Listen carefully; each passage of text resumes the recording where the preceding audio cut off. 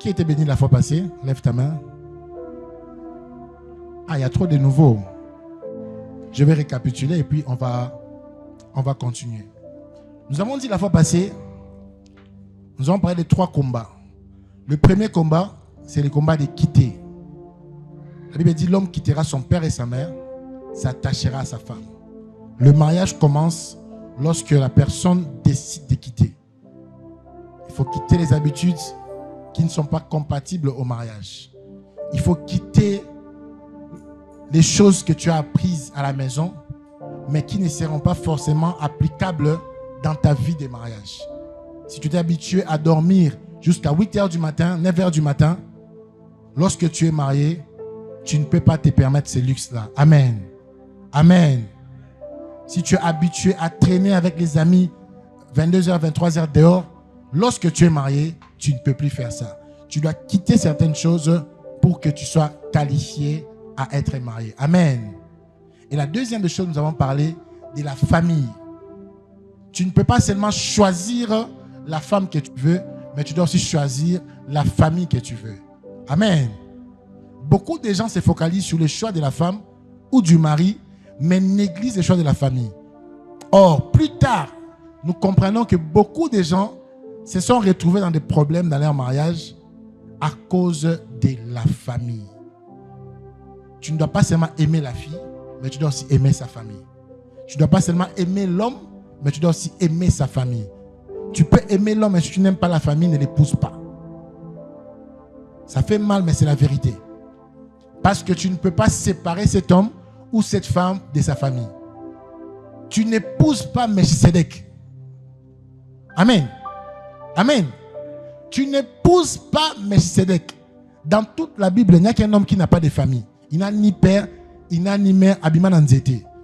C'est Melchisedec. Il n'a pas de belle-sœur, Melchisedec, mais il est dans la Bible. C'est Dieu. Mais toi, tu n'épouses pas quelqu'un qui est comme ça. Alors, pour t'éviter des problèmes, n'épouse pas une personne pendant que tu n'es pas d'accord avec sa famille. Même si tu l'aimes à la folie, cette folie-là va t'amener dans des problèmes. Amen. Amen. Le troisième combat que nous avons dit la fois passée, c'est le combat de l'attachement ou du détachement. Tu ne peux pas t'attacher à ta femme ou à ton mari si tu ne te détaches pas de certaines personnes ou de certaines choses. Et tu ne peux pas vouloir te marier si tu ne veux pas t'attacher.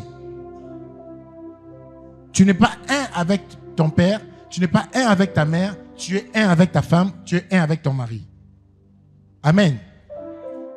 Et le combat que les célibataires et même les mariés ont, ils sont attachés à des personnes avant d'être attachés à leur mari. Tu es tellement habitué à cet ami-là, tu es trop copine avec ta mère, alors que quand tu te maries, il y a des choses qui ne doivent pas traverser la porte de ta chambre, mais tu les fais traverser parce que tu n'es pas encore attaché à ton mari ou à ta femme. Amen. Et lorsque tu veux te marier, tu rencontreras ces 3 combats. J'avais parlé de 7 combats et aujourd'hui je vous donnerai 4 combats que tu vas rencontrer dans la route du mariage. Amen. J'ai résumé pour ceux qui étaient absents. Et si vous voulez suivre la profondeur, le message, on l'a mis sur YouTube. Allez sur YouTube, Yannick Amos Moussas.